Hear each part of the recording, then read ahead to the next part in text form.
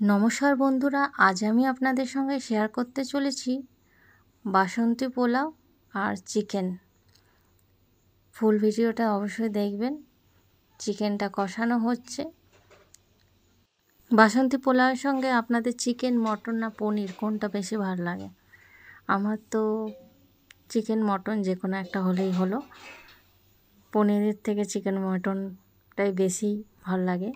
তো প্রথমে চাল ভিজিয়ে গোবিন্দভোগ চাল ভিজিয়েছিলাম। তারপরে ভালো করে জল ঝরিয়ে ওখানে আমি আদা বাটা দিয়েছি, হলুদ দিয়েছি, নুন দিয়েছি, একটু জিরে গুঁড়ো দিলাম আর একটু লঙ্কার গুঁড়ো আপনারা না দিলেও কোনো অসুবিধা নেই। আর ঘি দিলাম। বাসন্তী পোলাওয়ের রেসিপি সবাই জানে, আর সেটা দেখানোর কিছুই নেই। তবুও জাস্ট আমি করেছিলাম, ভিডিও করেছি। দেখুন গরম মশলা অল্প দিচ্ছি। এই গরম মশলা বাসন্তী পোলাও না দিলেও কোনো অসুবিধা নেই।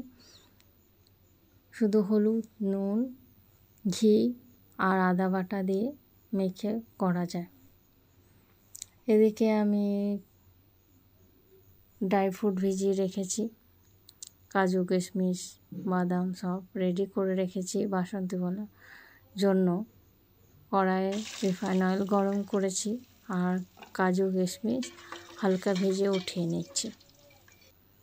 এবার আমি তেজপাতা, জিরে, গোটা গরম মশলা এগুলো ফোড়নে দিলাম, শুকনো লঙ্কাও। মাখা গোবিন্দভোগ চালটা আমি দিয়ে দিলাম। আপনারা আপনাদের ঘরের আন্দাজ অনুসারে করবেন। আমি এখানে 700 চাল নিয়েছিলাম। জলটা আর একটু ঝরাতে হতো, নিচটা একটু জল ছিল, আমি অতটা খেয়াল করিনি। তো যাই হোক, কোনো অসুবিধা নেই। ভালো করে নাড়াচাড়া করে নিচ্ছি। জলটা অনেকটাই মরে গেছে। আচ্ছা, রিফাইন অয়েলের সঙ্গে আমি ঘিও দিয়েছিলাম। ভালো করে ভাজা হয়ে গেলে, 4-5টা ঘি লেগে গেছে, এমনিতেও চালে ঘি দেওয়া হয়েছে। তারপরে এখানে আন্দাজ অনুসারে জল দিয়েছি পরিমাণ মতো। গ্যাসটা আমি বাড়িয়ে দেব আর এখানে ঢাকা দিয়ে দেব। এখানে আন্দাজ মতো চিনি দেব, আপনারা আপনাদের আন্দাজ মতো এখানে দেবেন। অল্প লেবুর রসও দিয়ে দিতে পারেন। খুব বেশি মিষ্টি আমি দিই না, তাই জন্য অনেকে পোলাও বেশি মিষ্টি খান, তাও আপনারা চিনিটা আপনাদের আন্দাজ মতো দেবেন।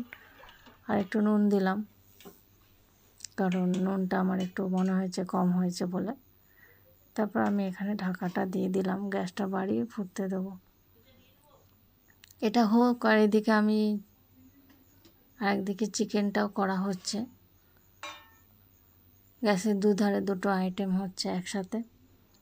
দেখতেই পাচ্ছেন, উঠালাম তো অনেকটা হয়েই আসে, আর বেশিক্ষণ নেই।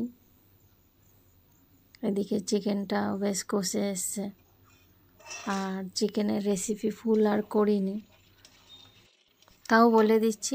চিকেনটা ভালো করে নুন দিয়ে আমি ওয়াশ করেছি।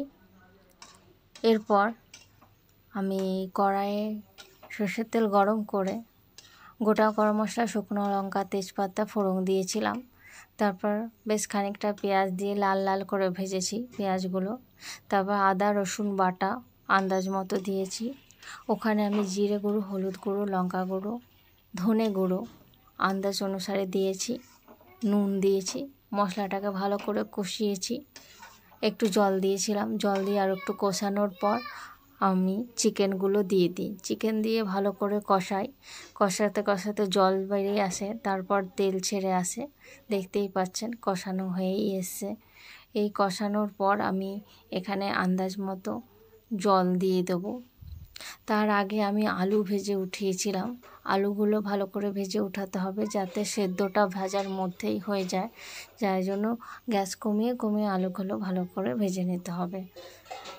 এবার জলটা দেওয়ার পর ঝোলটা ভালো করে ফুটে উঠলেই তখনই আলু দিতে হবে। আর আলু তো সেদ্ধ হয়েই আছে, তাই জন্য বেশিক্ষণ আর সেদ্ধ করার দরকার পড়বে না। আর নামানোর আগে গরম মশলা গুঁড়ো দিয়ে ব্যাস রেডি। হ্যাঁ, কষানোর সময় একটা বড় সাইজের লাল মতো টমেটো পেস্ট করে আমি কষিয়েছিলাম, বলতে ভুলে গেছিলাম। দেখতেই পাচ্ছেন যে ঝোলটা কত সুন্দর হয়ে এসছে, কালারটাও দারুণ হয়েছে। ব্যাস রেডি, এবার পরিবেশনের পালা। পোলাওয়ের সঙ্গে চিকেন তো আমার বেশ ভালো লাগে, আপনাদের কেমন লাগে অবশ্যই জানাবেন। ভিডিওটা কেমন লেগেছে, কোথা থেকে দেখছেন, আমার আরও পেজ আছে যেগুলো আমি প্রোডাক্ট আপডেট দিই, অবশ্যই ডিটেলসে আপনারা পেয়ে যাবেন। অনেক সময় আপনারা হয়তো আমার প্রোডাক্ট আপডেট দেখতে পান।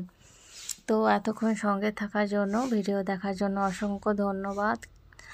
সকলে ভালো থাকবেন, সুস্থ থাকবেন, আর আমাকে ফলো সাবস্ক্রাইব করে রাখবেন। এই ধরনের নানা রেসিপি ভিডিও আপনাদের সঙ্গে আমি শেয়ার করব। আশা করি আপনাদের ভিডিওটা ভালো লেগেছে। আর অনেকের পোস্ট আমার সামনে আসে না, তাই জন্য রিয়াকশান দিতে পারি না অনেক সময়, তখন তাদের কমেন্টে থেকে গিয়ে দেখে এসে রিয়াকশান দিই। তো অবশ্যই কমেন্ট করবেন, তাহলে আমার সুবিধা হয়। এই যে বাবার থালা, দুটো রকম ভাত আর পোলাও দুটোই দিয়ে সাজিয়েছি।